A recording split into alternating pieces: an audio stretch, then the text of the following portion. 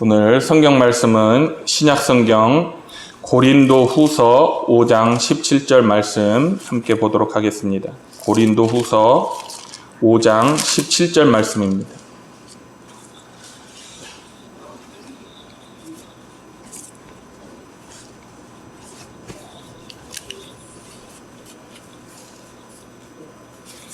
고린도후서 5장 17절 말씀, 신약성경 290쪽에 있습니다. 고린도후서 5장 17절 말씀, 우리 한 목소리로 같이 읽어보겠습니다. 시작. 그런즉 누구든지 그리스도 안에 있으면 새로운 피조물이라. 이전 것은 지나갔으니 보라 새 것이 되었도다. 아멘. 오늘 이 말씀을 가지고 변화라는 제목으로 함께 은혜를 나누고자 합니다. 오늘 본문은 그리스도 안에서 거듭난 사람을 가리켜서 새로운 피조물이라 이렇게 불렀습니다. 또 이전 것은 지나가고 새 것이 되었다 이렇게 설명을 하고 있습니다.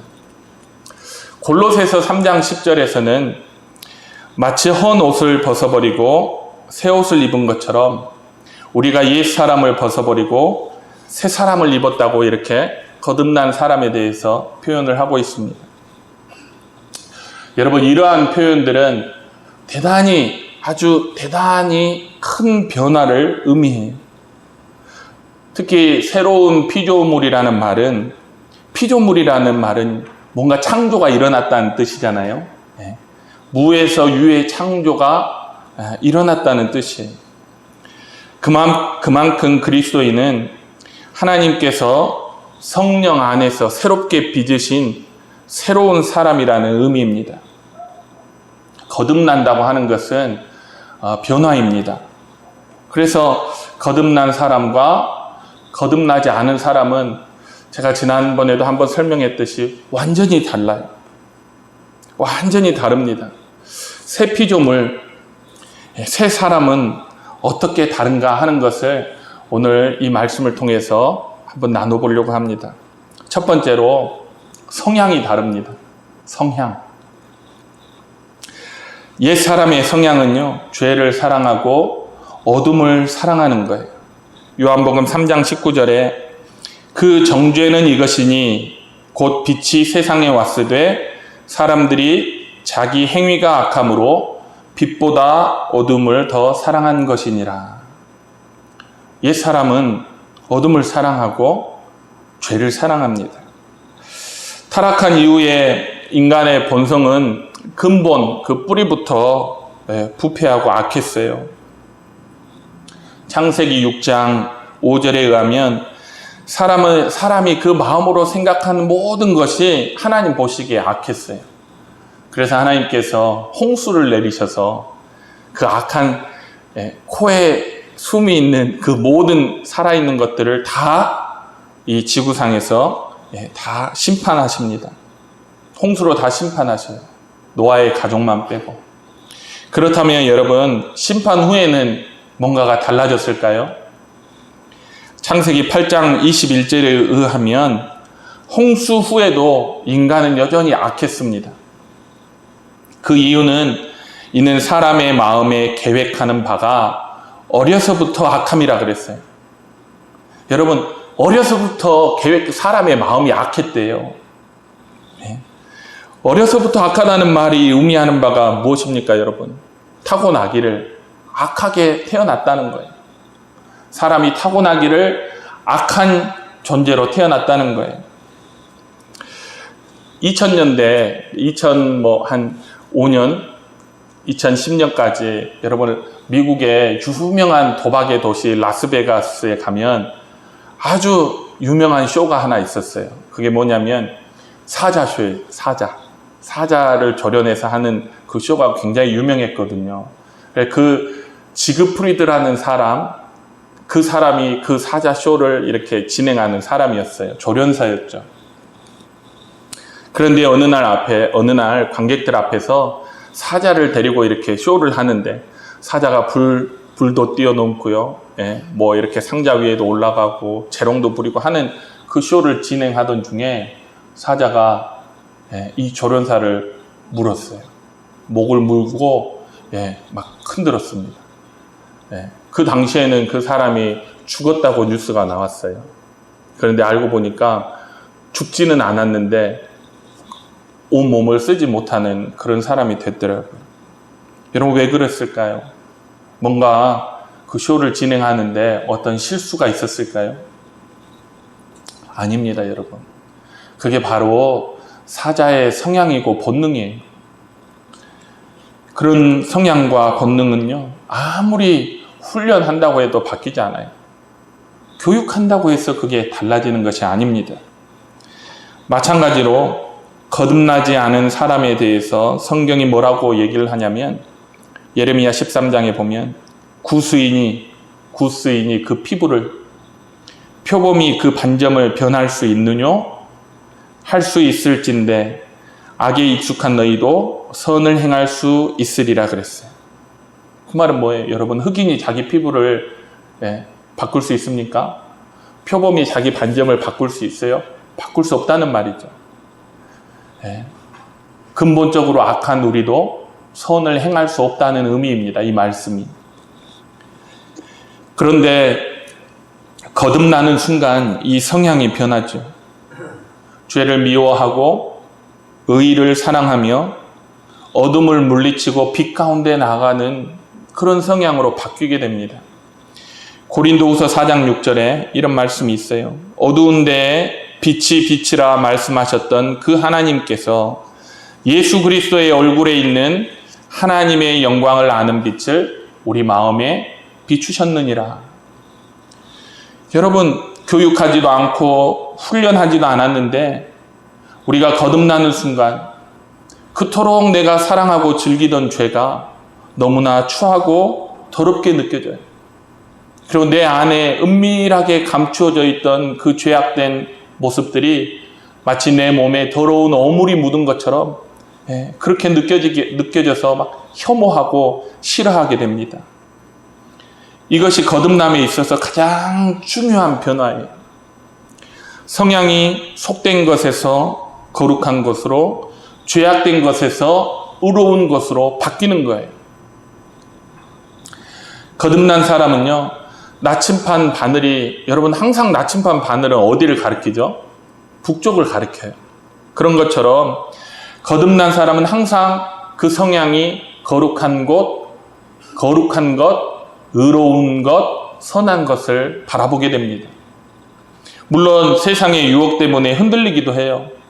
저도 보니까 나침반을 이렇게 자석 가지고 이렇게 하면 항상 북쪽을 가리키고 있던 나침반이 막 흔들리기도 합니다. 그런 것처럼 세상의 유혹이 우리를 흔들면 우리가 흔들리기도 해요. 때로는 엉뚱한 곳을 가리키고 있기도 합니다. 그러나 그 유혹이 지나가고 나면 다시금 그 성향은 거룩을 향하게 돼 있어요. 선한 것을 향하게 돼 있고 의를 향하게 돼 있습니다. 이것이 바로 거듭남을 통해서 달라진 성향이에요. 또 두 번째는 지식과 총명의 변화가 일어납니다. 거듭남으로 인해서 이 지식과 총명, 이 이해력의 변화는 가히 거듭난 사람을 새로운 피조물이라고 할 만큼 엄청난 변화가 일어나요. 첫 번째로 뭐에 대한 변화가 일어나냐면 하나님에 대한 지식에 있어서 변화가 일어납니다. 여러분, 대부분의 사람들은 모두 알고 보면 창조주 또는 어떤 절대적인 존재, 신에 대한 나름대로의 지식이 있습니다. 그런데 그 사람들의 지식은요, 대부분 왜곡되어져 있고 비뚤어져 있어요. 어떤 사람은 하나님이 없다 합니다. 어리석은 자는 그 마음에 이르기를 하나님이 없다 하는도다. 또 어떤 사람은 하나님에 대해서 오해합니다. 하나님은 죽은 자의 하나님이 아니요 산 자의 하나님이시라. 너희가 크게 오해하였도다.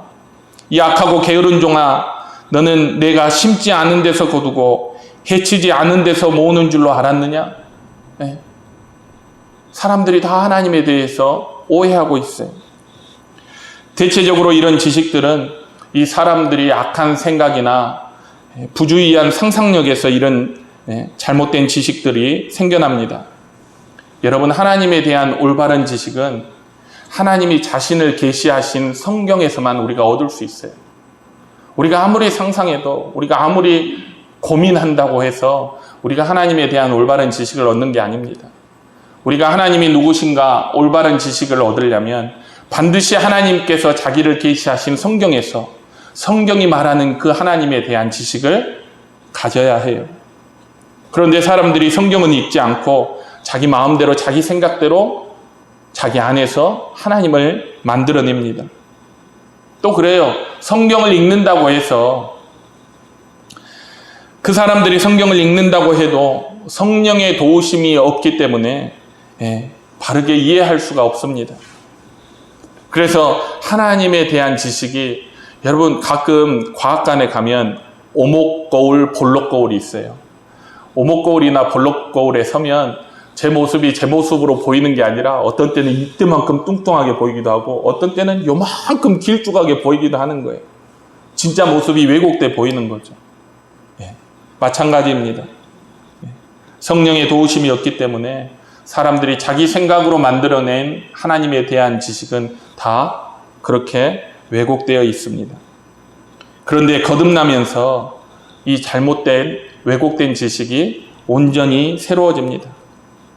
그 결과가 뭐냐? 하나님을 알되 거울로 보는 것 같이, 또 얼굴과 얼굴을 마주 대면하여 보는 것 같이 우리가 하나님에 대해서 알게 됩니다. 욥이 이런 말을 했어요. 전에는 내가 주님에 대해서 귀로 듣기만 했더니 이제는 눈으로 주를 배웁니다. 눈으로 주를 배운다는 것은요, 여러분, 그 성경 말씀을 보면 욥이 진짜 하나님을 본 게 아니에요. 봤다는 의미가 아니라 그만큼 눈으로 본 것만큼 하나님에 대해서 정확히 알게 됐다는 그런 의미를 가지고 있어요. 예전에는 귀로 듣는 수준이었다면 거듭난 후에는 우리가 하나님을 눈으로 보는 것 같이 분명하고 올바른 지식을 가질 수가 있습니다. 그 이유는 자기를 창조하신 이의 형상을 따라서 우리의 지식까지, 우리가 거듭날 때 우리의 지식까지 하나님께서 새롭게 하셨기 때문이에요. 그래서 하나님의 영원하심과 거룩하심, 하나님의 선하심과 자비하심, 하나님의 은혜와 사랑의 충만하심과 같은 그런 지식들을 우리가 갖게 되는 거예요. 이건 성령께서 우리 안에 역사하신 결과로 우리가 새로운 지식과 총명을 얻게 된 거죠. 또 하나님께서 자기를 계시하신 성경을 통해서 우리가 이런 지식과 총명을 얻게 됩니다. 세상에서는요, 아무도 이 사실을 가르쳐주지가 않습니다. 여러분, 세상에서는 하나님이 어떤 분인가 하는 것을 제대로 바르게 가르쳐주는 사람도 없고 가르쳐주는 학교도 없어요.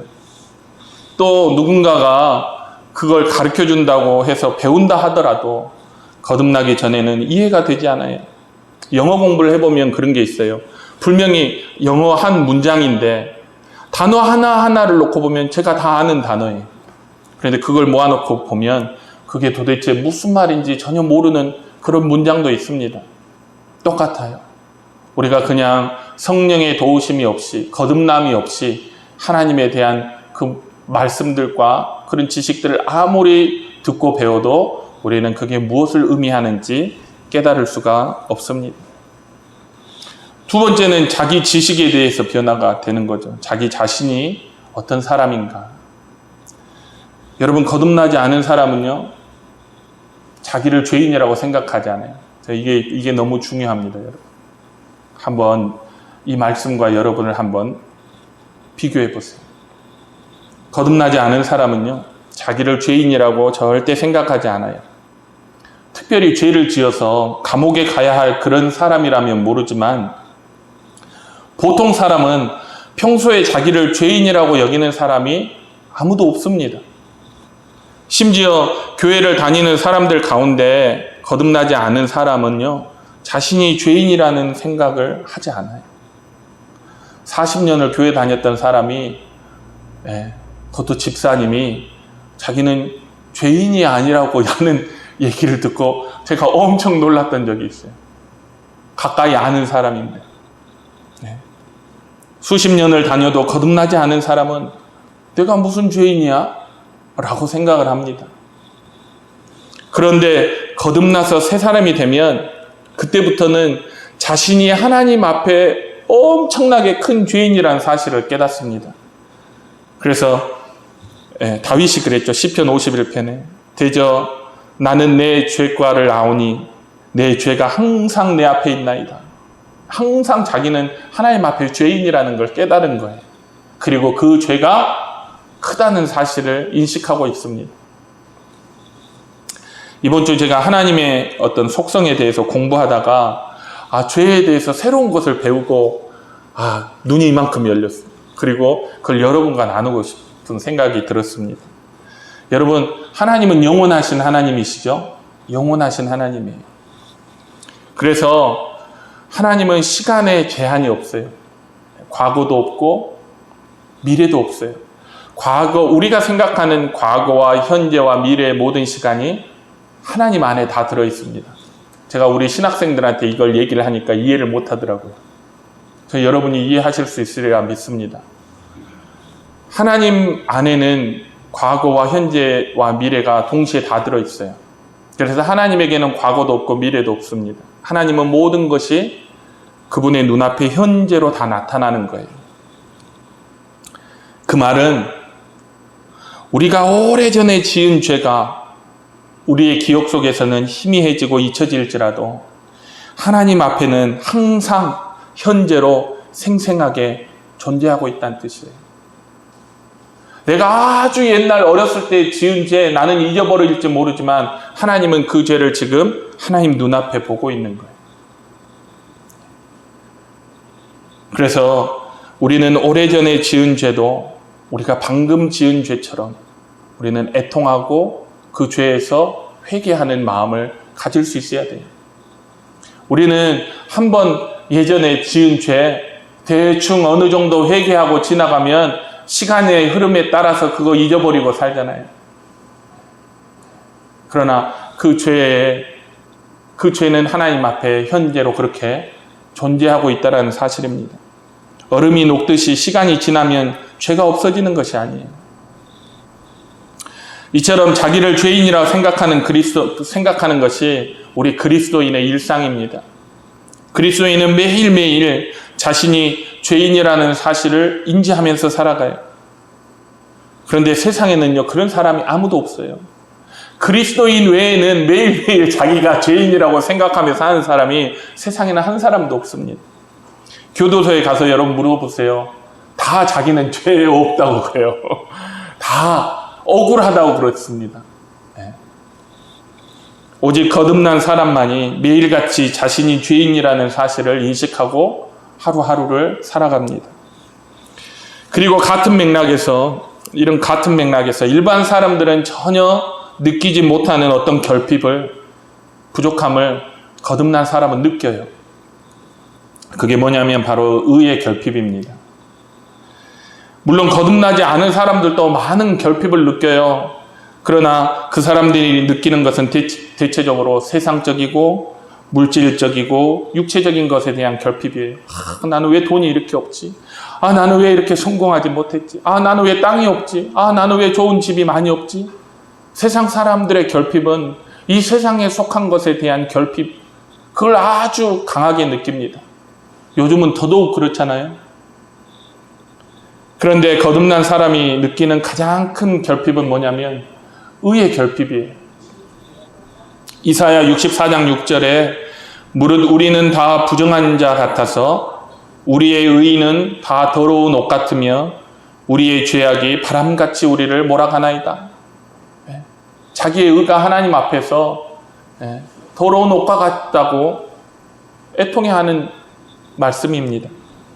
또 다니엘 10장 8절에 보면 그러므로 이 큰 환상을 볼 때 내 몸에 힘이 빠졌고 나의 아름다운 빛이 변하여 썩은 듯 하였고 나의 힘이 다 없어졌으나, 이 말이 무슨 말이에요? 나의 아름다운 빛이 변하여 썩은 듯 하였다는 말이 무엇이에요?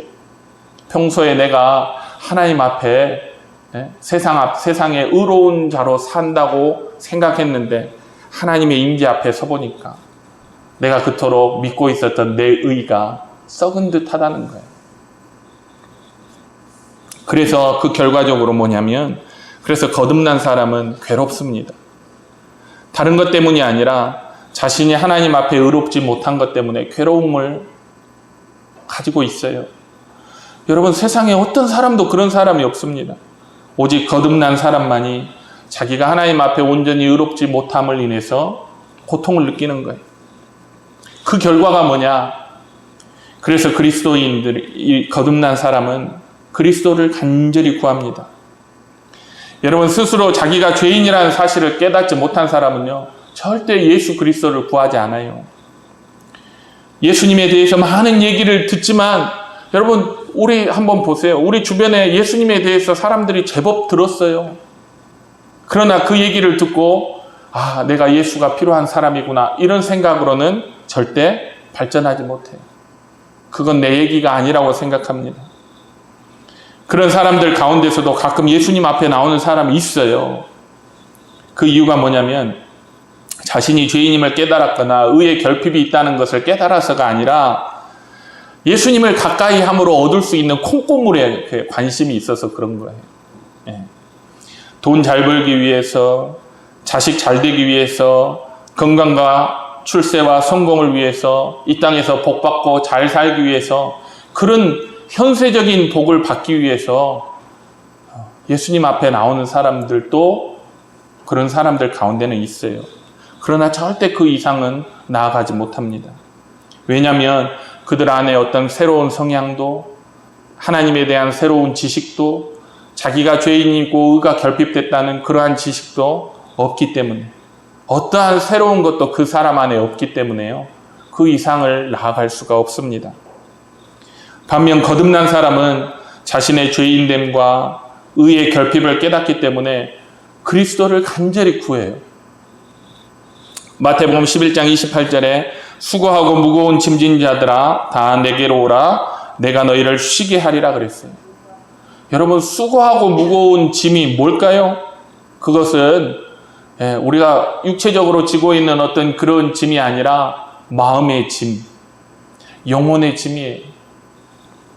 자신이 죄인이고 자신이 하나님 앞에 의롭지 못하다는 그 깨달음이 그 영혼을 무겁게 짓누르고 있는 큰 짐인 거예요.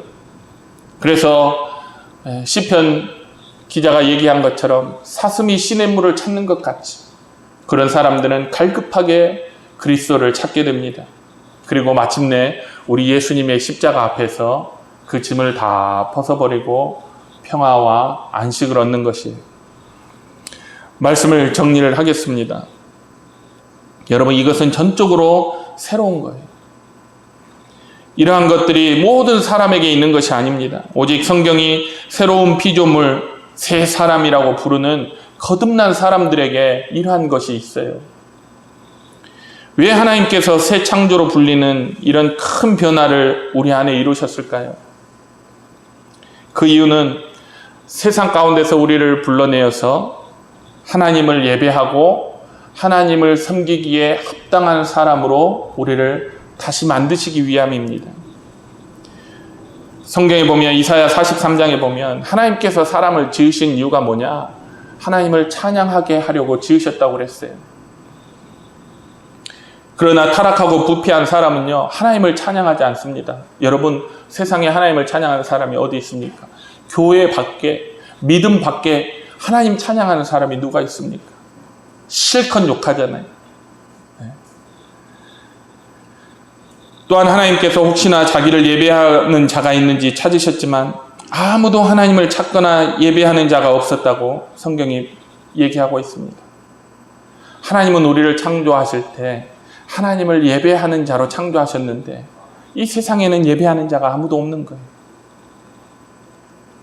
여러분, 영원하신 하나님은 아무 찬송이나 받지 않습니다. 아무 예배나 받지 않아요. 아무나 드리는 그런 예배, 하나님에 대해서 올바른 지식이 없고 거듭나지 않은 사람이 자기의 육신의 필요와 자기의 탐욕을 쫓아서 하나님 앞에 예배 드리는 그 예배는요, 하나님이 그거 받지를 않으셔요. 하나님은 하나님이 정하신 불 외에 다른 불도 받지 않으셨잖아요. 그래서 나답과 아비후가 죽었던 거예요. 합당한 사람이 합당한 찬송과 예배를 드릴 때 하나님은 그 찬송과 예배를 받으시고 그로 인해서 하나님이 영광을 받으시는 것입니다.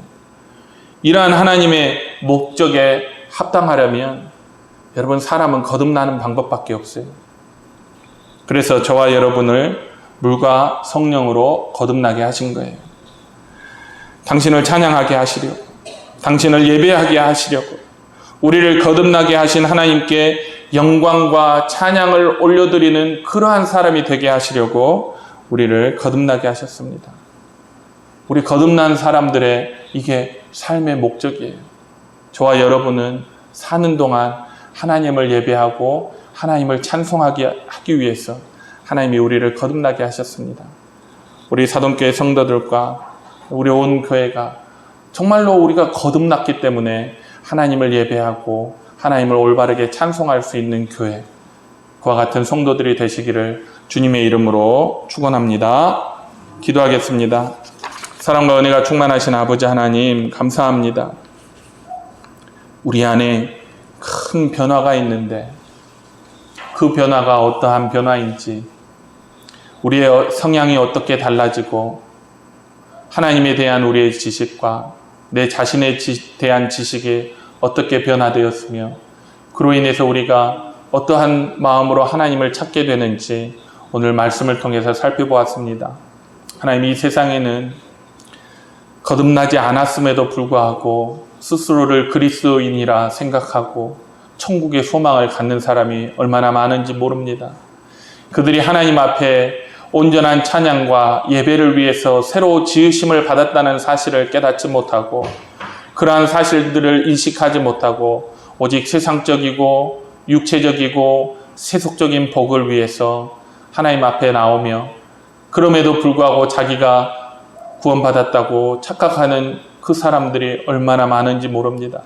오히려 그러한 사람들이 교회에서 득세하고 그러한 사람들의 목소리가 교회에서 더 커서 오히려 하나님의 교회가 어지러워지고 고통받고 있는 지금의 현실입니다. 하나님, 우리 사돈교회에 속한 모든 성도들, 우리의 거듭남에 대해서 다시 한번 점검하고 우리가 도무지 거듭남을 통해서 어떠한 변화가 있으며 하나님께서 우리를 거듭나게 하신 이유가 무엇인지를 바로 깨닫고 온전히 하나님을 찬양하고 예배할 수 있는 그러한 믿음의 성도들로 새로워질 수 있도록 주님 축복하시고 인도하여 주시옵소서. 감사드리며 예수님의 이름으로 기도드립니다. 아멘. 찬송가 300